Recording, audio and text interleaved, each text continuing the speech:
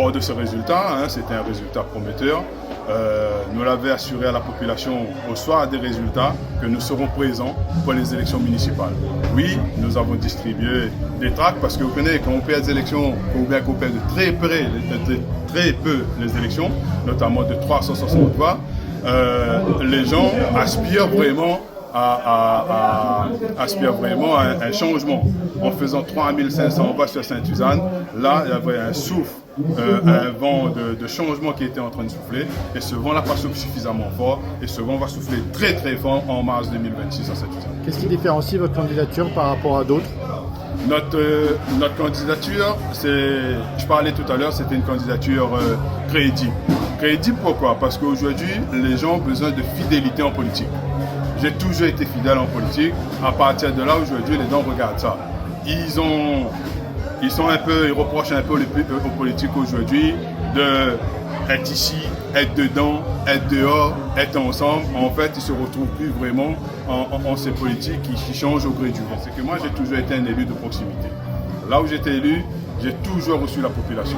Et on va mettre cette méthode-là en place. Aujourd'hui, on propose une nouvelle méthode, de nouvelles perspectives pour la population de Sainte-Suzanne. Et cette méthode passera par une politique de proximité, en recevant le public à minimum une fois par semaine. Et ensuite, être dans les quartiers lors des conseils élus, comme j'ai dit tout à l'heure. C'est que pour que la population de Sainte-Suzanne puisse venir au dossier directement, ou ce sont les dossiers qui viendront directement dans les quartiers pour cette population. Quand on habite Bras-Pistolet, quand on habite dans les Hauts, on ne peut pas forcément y assister à un conseil municipal en ville de Sainte-Suzanne. Vous vous présentez à vous comme un candidat centre-droit? C'est ma sensibilité politique. Mais en 2021, lorsque j'ai fait équipe avec Josette Ogir, Josette était une ancienne élue de M. Gironcel, avec sa sensibilité plutôt de gauche. Aujourd'hui, moi j'ai ma sensibilité de centre-droit, mais on souhaite une liste d'ouverture, c'est-à-dire que les gens qui ne se reconnaissent plus dans ce qui se passe à Sainte-Suzanne aujourd'hui, oui, nous sommes une liste plutôt d'ouverture. Pour l'instant, on est en train de discuter avec l'équipe sur l'étiquette ou pas. C'est que nous, par rapport au soutien qui nous appelle, on est encore au stade de soutien. Vous avez évoqué des discussions avancées avec Cyril Maker, Nouvelle Ère?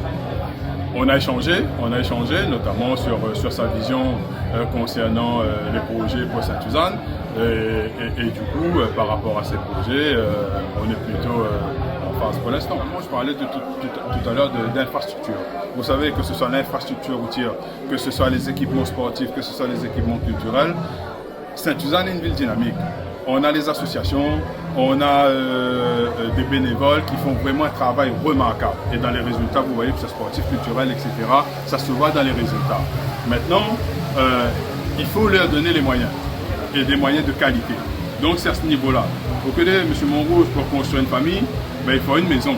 Et si on n'a pas une maison, on ne peut pas créer une vie de famille. Voilà un petit peu comment je résume ça. Allons créer une maison avant, et ensuite allons créer une famille après. Voilà.